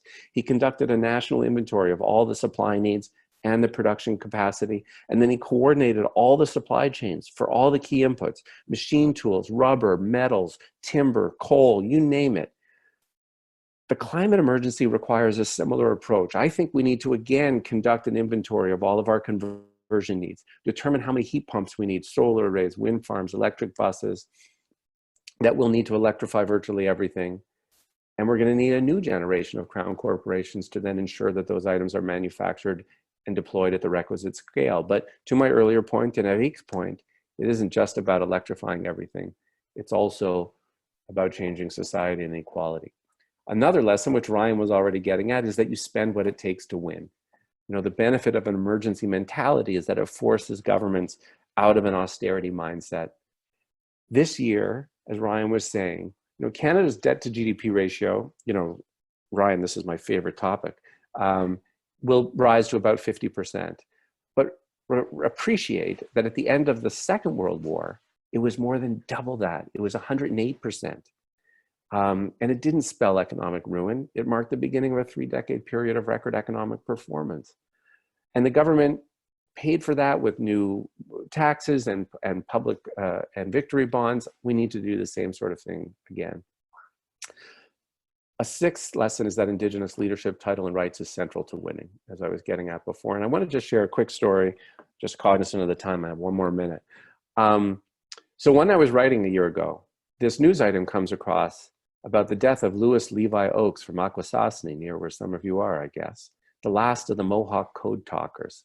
These were Indigenous soldiers in World War II who, it was discovered after the Nazis and the Japanese kept breaking the Allied codes, that when Indigenous guys were talking to each other, they couldn't break the code. And they ended up recruiting people from about 3 dozen Indigenous language groups, including a number in Canada, including Mohawk, Cree. And their languages became known as the Unbreakable Code. And it, you know, and I delved into that a bit when I was writing, and I thought, isn't this amazing? Like, these languages that Canada and the United States have spent generations trying to expunge from the earth, literally beating out of children in residential schools, only to discover that they were the Unbreakable Code and key to certain victories in the Pacific. In the same way, in the present, I think we have found again and again and again, as our politics, our mainstream politics, dithers and dodges on climate, in the assertion of Indigenous rights and title is buying us time, blocking and stalling the expansion of fossil fuel and new infrastructure projects. And we've got to honor and support all of those efforts. And the final lesson, leave no one behind, is really about just transition. The Second World War saw over 1 million Canadians enlist and more than 1 million employed in military production, far, far more that are employed in fossil fuel industries today. All of those people had to be trained up, and all of them had to be reintegrated into a peacetime economy. And they were given income supports and housing supports and post-secondary education supports that transformed the face of the post-secondary sector for a generation and changed the lives of thousands of people. That's the level of ambition that we need for what is actually not as big a job today. And let me just conclude with this, and then I know we're going to open to Q&A. And it's just say this, look, like many of you, as I read the latest scientific warnings and the timeline we're on, I'm afraid. And in particular, I feel deep anxiety about the state of the world we're living, our kids and those who will live out the rest of this century. And all of us who take seriously these scientific realities wrestle with despair. This is the ambiguous time in which we live. The truth is, we don't know if we're going to win this fight, if we will do what we need to in time. But it is worth appreciating that those who rallied in the face of fascism 80 years ago, likewise, didn't know if they would win. I think we often forget that there was a good chunk of the war's early years during which the outcome was far from certain. We know in the rearview mirror how this story ended. They did not. And yet that generation rallied regardless. And in the process, they surprised themselves by what they were capable of achieving, not only on the battlefield, but in the transformation of the country. And that's, I think, the spirit we need today. Thanks.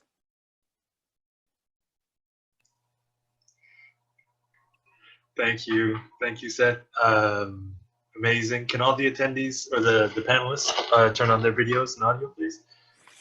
Welcome back. Applause to all of you.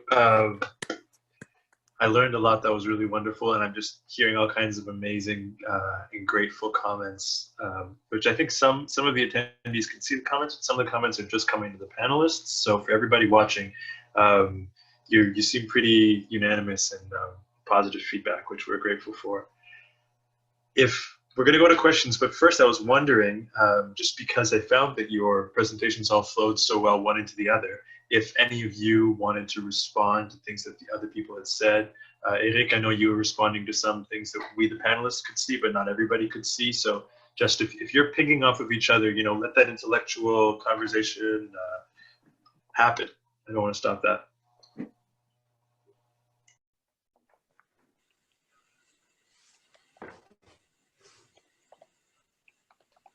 Can I hop in, Adrian? What's that? Can I just hop? You Yes, asked, of course. Yes, yes, okay. Please. Can you can hear me? Okay. Okay. Yeah. It was just so good to hear Seth talk about this book that I've been really loving, and also so good to hear from the rest of you. And I think the thing that I really wanted to pick up on that Seth articulated so well, but that I think all of us touched on to one extent or the other, is that like the fight to confront climate change is fundamentally a fight for justice, because the same systems of injustice, of extractivism, of racism, white supremacy, of misogyny, you know, of all of those things that we are being confronted with over the course of this pandemic in a really painful and challenging way. Those same systems are the systems that underlie the climate crisis. And the climate crisis both makes those injustices worse and is made worse by those injustices. And it's only if we work at that systems level that we're going to get the transformational change we need to address the climate crisis. And it's at that systems level that we need to be working on those injustices as well. And those fights are the same. And I think I just wanted to drive that home, because over the course of the just recovery work, I have heard from colleagues often like this anxiety around bringing in issues of social justice and bringing in the human rights fight to the climate fight, of thinking that that's somehow a distraction, but they are one and the same, and we cannot win one without the other. I just really wanted to like drive that point home. Yeah, and I might pick up on that, and I couldn't agree more with Kat on that point. And I also think, like, from a strategic perspective, like not having those intersections infused within the climate movement in the past is why we haven't succeeded, because it simply hasn't resonated with the kind of broad majority we need to be able to tip the scales in our favor. And it hasn't been until you know, young people and folks of color have like really taken up the space in the climate movement to be able to like very loudly and boldly articulate those intersections, that we've been able to actually like grow and like proliferate into this incredible movement that, you know, saw 1 million people in the streets just in Canada at the last major climate strike before COVID hit. yeah, and it's, so for me, I'm just like, I feel so much and get so much inspiration from young people who are just like boldly and unabashedly making those connections, and not defining themselves by a political party, but by the like necessity to be intersectional. And I just wanted to say, like, Seth, I really resonated with your story in the first part of your book, talking about being an anti-war organizer. I started in the climate movement as a divestment organizer, and the climate movement was very different even when I started, 7-8 years ago. It's been totally transformed. The Paris Agreement was signed, but then also there's this like Fridays for Future, huge global climate strike movement that is happening now, and all of the other, movements. And yeah, just to say that I think we're in an unprecedented time. Going back to what we talked about in terms of what COVID has exposed, I think it's shed a light on all of these issues that required attention. And I also think, more than any other point that I remember, people are paying such close attention to how political decisions are directly impacting their lives. And I think as organizers, and for people who are, listening in on this call, I think this moment in time also exposes how critical it is for us to be having conversations with our family, our friends, and our neighbors, and not just in our own echo chambers, because people right now there's a battle. There's like a battle for the hearts and minds, and there's the austerity, there's that austerity pull that's pulling people in, and we have to win that. And so I think it's a reminder for me, and also like an appeal to organizers, is like, we need to be looking at our communities around us, because most people, I think, are struggling to make sense of this moment, and we can bring them into this movement. So that's what's resonating with me.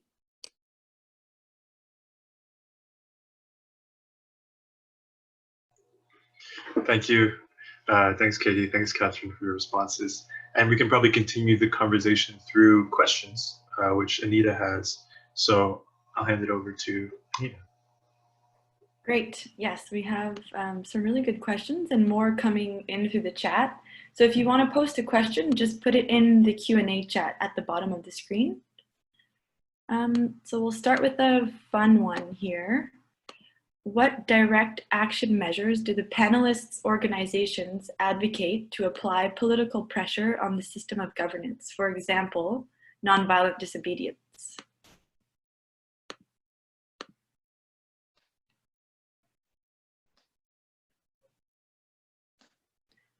Éric, do you want to take it? Yeah, I'm just wondering how we lift our hands. I'm looking for the little button. I can't find it. I guess it's the webinar form, right? Yeah, you can all go ahead and speak too. There are a lot of you, so just feel free to jump in.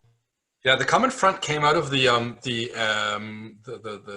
anti-fracking movement and the Energy East movement, anti-Energy East pipeline movement, and we were actively preparing with the people from the Center for Nonviolent Action in Montreal.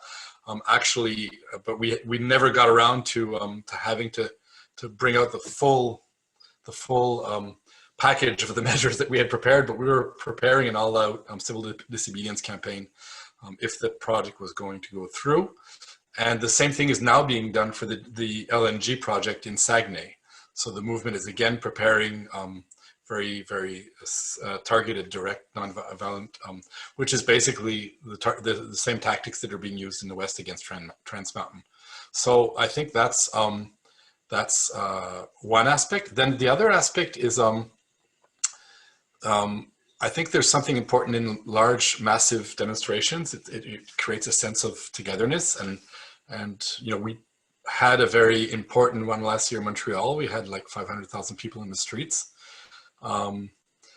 But this year it's very hard. It's very hard on the student activists and on the La Planète s'invite au Parlement, which were the people that organized they're actually a lot of eco-anxiety and a lot of depression is hitting in, because we are so isolated, and the only people out in the streets are the anti-mask people right now. So it's very difficult actually for the movement right now in Quebec, I would say. Well, I certainly think not peaceful civil disobedience is invariably going to be a key piece of the equation in all of this. Like, I am hard pressed to think of a social movement that didn't have a nonviolent civil disobedience piece in its toolbox, and it's been an important piece already. It's hard to kind of fathom the change we've seen this year. Like, it seems like a lifetime ago that we had both those huge student strikes a year ago, and all of the Wet'suwet'en solidarity stuff, a bunch of which was nonviolent civil disobedience, just February this year. And, the momentum of a lot of those things has certainly been pushed aside in the pandemic. I think that's our challenge, is to figure out creatively how we recoup some of that. But, just to pull this back to Katie's point too, the pandemic, well, like all crises, they can go either way. And that was true in the 30s, gave birth to both Hitler and the New Deal. And it's true today. And we're seeing it go both directions in different places. But I choose to believe that we emerge from the pandemic with certain key pieces that set us up well. The appreciation of the role of government and public services is at a new high. The level of social solidarity is at a generational high. The respect for science and scientists is newly restored. All of these things are important ingredients for what we have to do now and what we have to capitalize on.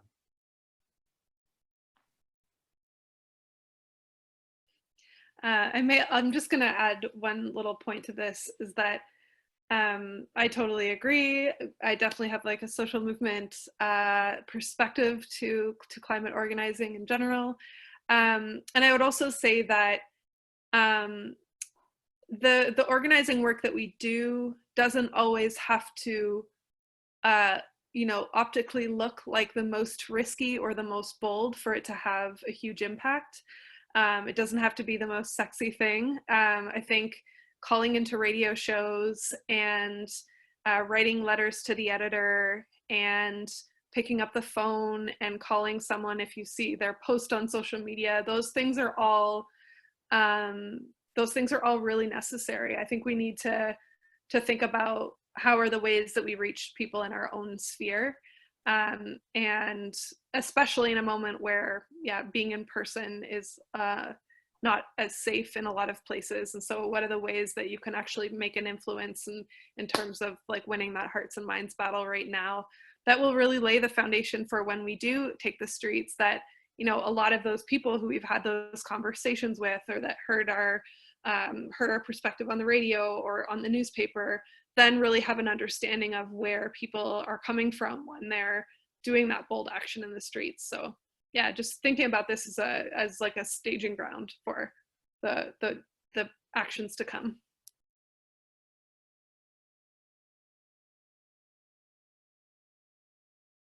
Éric? Yes?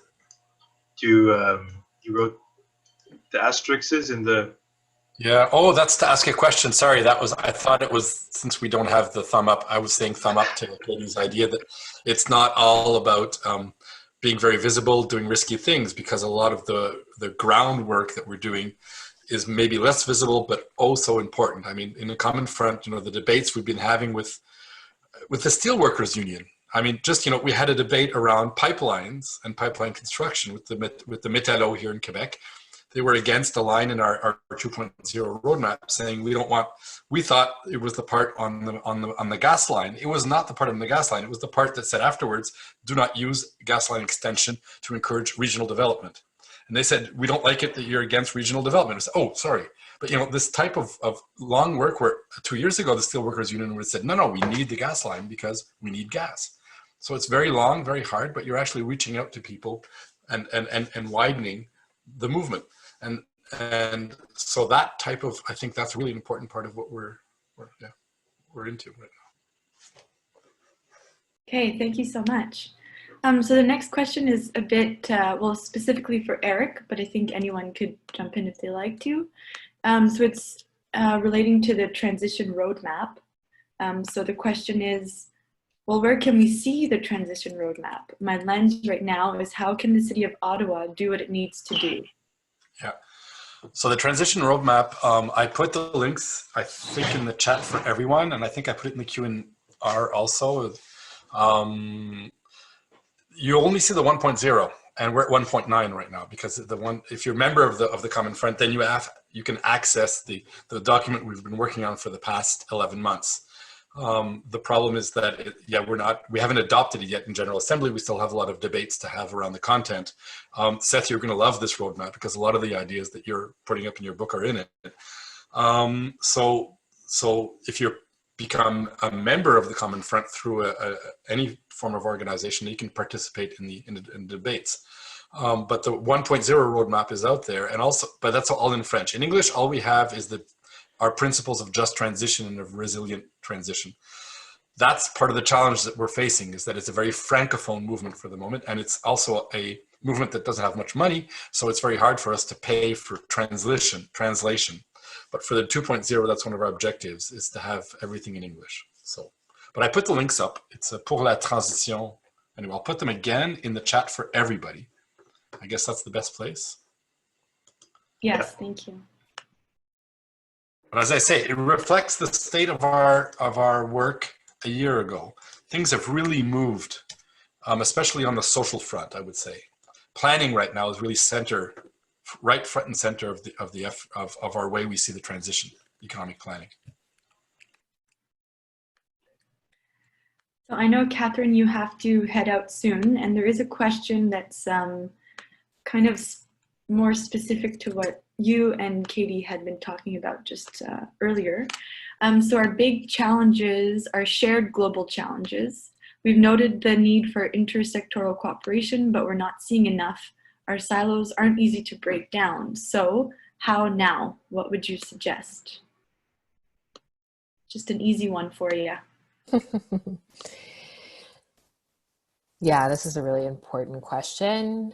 And there's not an easy answer, because the answer is just actually taking the time that it needs to build relationships of mutual respect and trust, and to move beyond the frankly extractive kinds of relationships that the environmental movement has been guilty of building in the past. I think the environmental movement has, in many instances, really had fairly transactional relationships with communities outside of the dominant communities that are represented in the Canadian climate movement, which are, predominantly settler white communities. And so changing that takes time.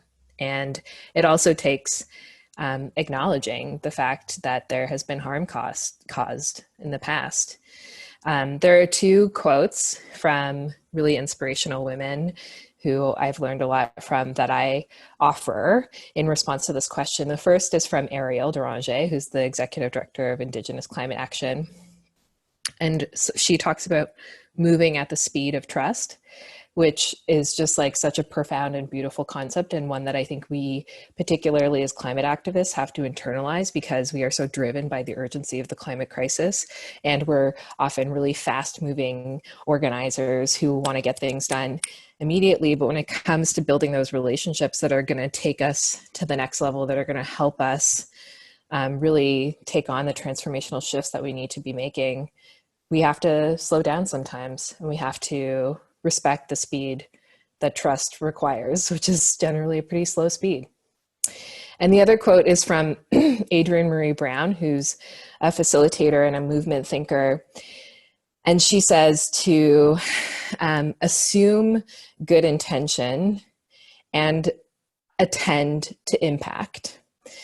And I think we as environmental activists, because again, we're fighting the good fight, often assume that we're all coming from a good place. We're all progressive. None of us are racist. None of us are misogynist. You know, we don't need to talk about that stuff. And then we look at the environmental movement in Canada, and it's overwhelmingly white, while it is predominantly driven by the labor of Black, Indigenous, people of color, of women.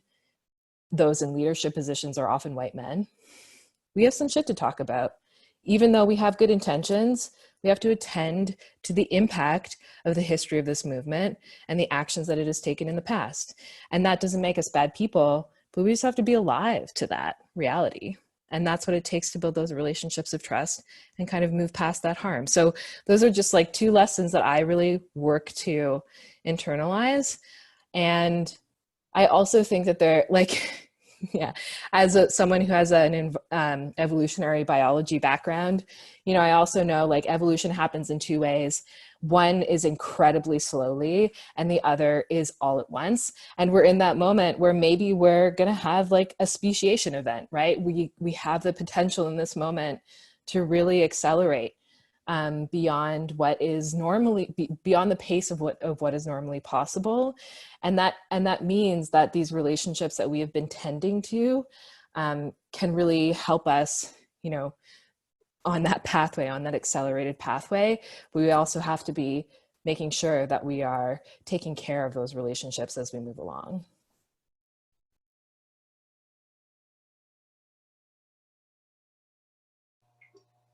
I don't have, I mean, it's so hard to follow, Kat, always so beautiful. But yeah, I would just say, I think a huge thing that I have learned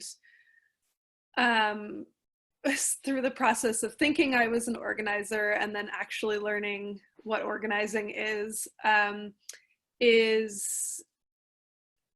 you know, making space for different kinds of leadership and a lot of leadership. A leader-full movement is a powerful one. And so I think in the, you know, years of working with 350, it's been very incredible to be able to spend my time, you know, supporting the leadership in others. And when that happens, and you invest in people and invest in relationships, I think those collaborations and synergies and cross-sectoral work begin to naturally happen. And then again, I think just back to, you know, this, like the emerging youth movement, I feel like understands the intersections so much more fully than like even my generation of climate activists did. And so I think in a lot of ways, there's so much for us to learn from young people about how to do that work well. And so for me, a lot of it is watching and learning from youth.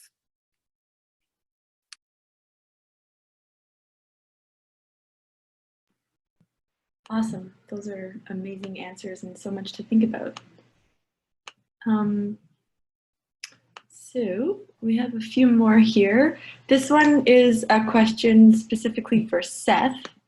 How did the political parties work together during the Second World War? Any lessons for today's challenges? And then there's another question that I'm just gonna kind of combine here. The good war, a very reasonable analogy. However, isn't it really a civil war rather than a war against others? How do we face the enemy when the enemy is us? What is specific about the US Civil War and the Spanish Civil War? So that's for you, Seth. Okay, a lot there. So Canada, you know, the political cooperation in the war, there was, of course, it wasn't formalized in Canada in the same way. Like, so Britain had a unity government across Labour, you know, the Conservatives had Labour. And Canada had a unity government in the First World War, but we did not have one in the Second World War. It was a Liberal majority government.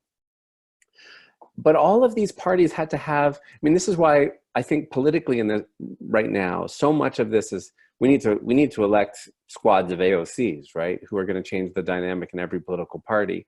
And each political party had to have their own reckoning at the beginning, internally, at the beginning of World War II. Like Mackenzie King and his lot had to shift into emergency mode, which they had been completely incapable of during the Great Depression, right? We didn't have a New Deal in Canada because Mackenzie King was so fixed. He was like, he couldn't break out of neoliberal thinking until the war. The NDP, or the CCF back then, they were also split on the war. And they had to kind of come to a transition around viewing it as an emergency. And the Conservatives, well, those Conservatives, you know, the Conservatives we have today aren't your grandparents' Conservatives, because they were ready to rally people. We do need more political cooperation on this front. It's why, I mean, I'm among those who's long supported some form of proportional representation that would give political expression in every election to the fact that a majority of Canadians clearly want strong climate action. And our current electoral system frequently blocks that from finding political expression. Is it more of a civil war? I mean, often I'm getting asked, like, what do we do about the climate deniers and this sort of thing? I actually don't think they're our biggest problem. Like in the in the opinion polling I did for the book with Abacus, those hardline climate deniers are a diminishing rump of Canadian public opinion. And I think the more challenging thing that I write about in the book is the new climate denialism. It's the so-called progressive leaders who say they get climate, but then don't practice climate emergency. So do we need to engage in a civil war with them? I don't think so, but we definitely need to engage them and get them into emergency mode. And then there is a much larger swath of the public for whom they're just feeling really anxious about this. And their economic security makes them feel anxious about this. And that should be respected and appreciated. And we need to make a real and hopeful offer to those people. And we can, and we should. That is my point about those wartime examples of reintegration. Like, we can easily imagine, especially now that COVID has shown us what's financially possible, a truly ambitious just transition program that allays those concerns. And in particular, allays those concerns for those pockets of the country that are more currently reliant on fossil fuels. By the way, like one last point about civil war, like people often think, oh, you know, poor Justin Trudeau, he has to contend with Jason Kenney and Scott Moe and all of these guys. Mackenzie King had it pretty rough too. He had to contend with Maurice Duplessis and Bible Bill Aberhart and Mitch Hepburn and a bunch of premiers who hated his guts.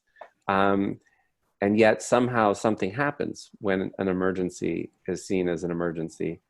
And in World War II, all those same premiers who hated his guts forfeited all authority over individual and corporate taxation to the federal government for the duration of the war, because that's what was necessary in an emergency.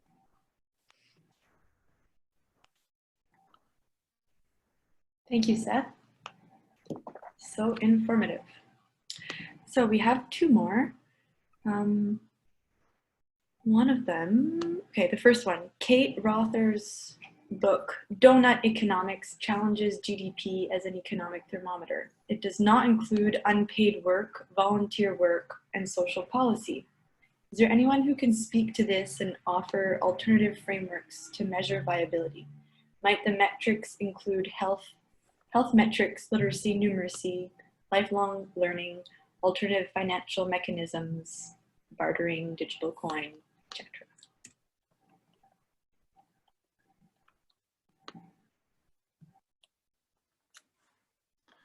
I can always jump in, but tons of people could jump in also, so I don't want to take up too much space.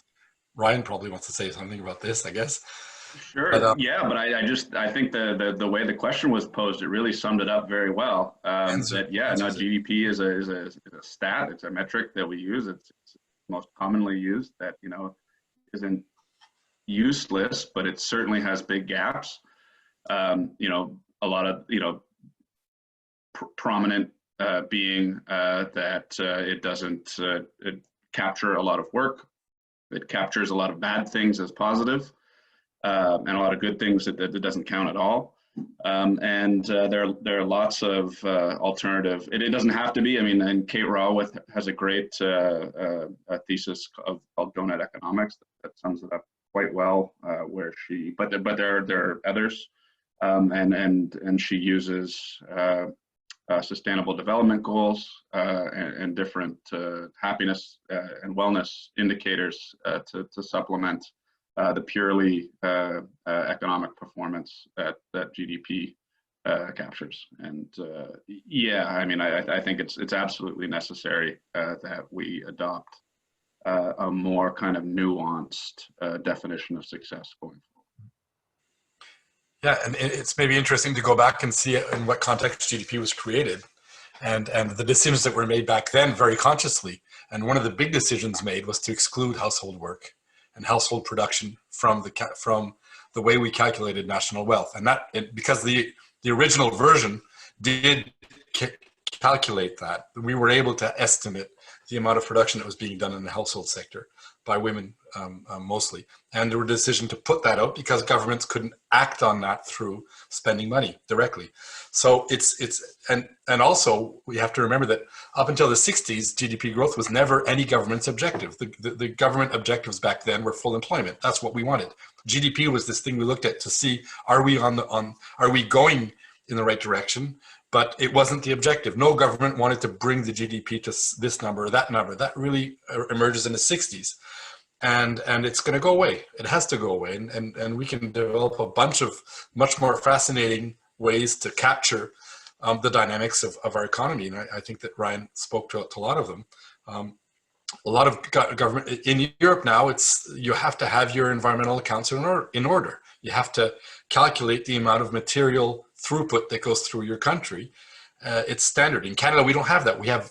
We do have the accounts because UNEP calculates them, but the Canadian government doesn't make its own environmental accounts. That should be like just the number one thing. We should know and not just in GHG, but more widely in terms of material flows. So there's a bunch of stuff that could be done in that.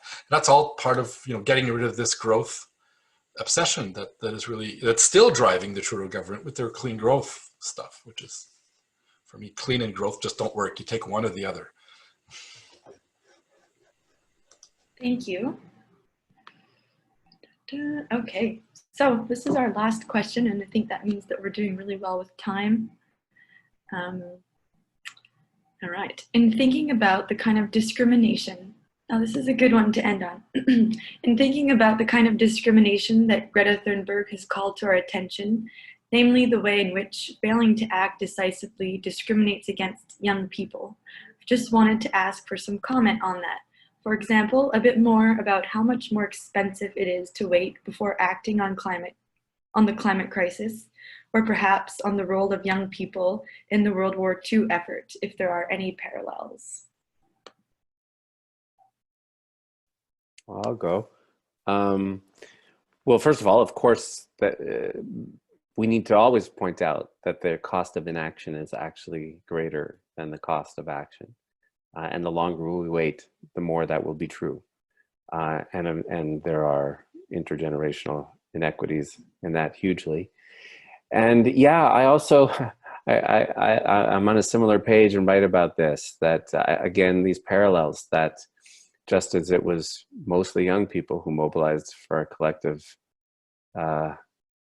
defense in the Second World War, that's what they're doing again today. And one of the interesting parallels I make is that about 70% of the million Canadians who enlisted in the Second World War were under the age of 21, which actually means that while we were content to send them overseas and thousands of them died, what they couldn't do was vote. The federal voting age was 21 until 1970. And when I see all of these young people mobilizing today, and getting these climate emergency motions passed and that kind of thing, despite the fact that they're denied the franchise, it seems to me that the least we could do is lower the voting age.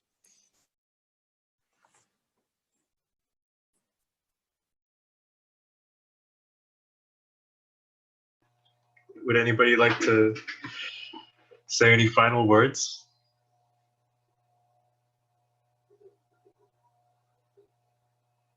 Thank you all so much. The feedback has been incredible. I've learned so much, and I'm just really grateful to all of you, and I am feeling a little bit more hopeful. And just as a reminder to sum up what's been said today, for those of you who are going out and want to do something, obviously buy Seth's book, obviously buy Linda McQuaig's book, The Sport and Prey of Capitalists, How the Rich Are Stealing Canada's Public Wealth.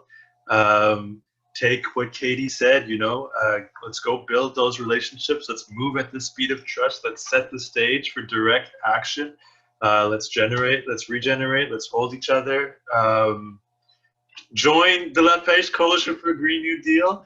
We got a website coming soon, and just check out all the wonderful links that's been shared today. I'm seeing a question, will the session be available online later? Yes, it will, and it will probably appear on our website, which is to come shortly. So look out for that. Thank you, everyone. Paul, you can go ahead and end it now.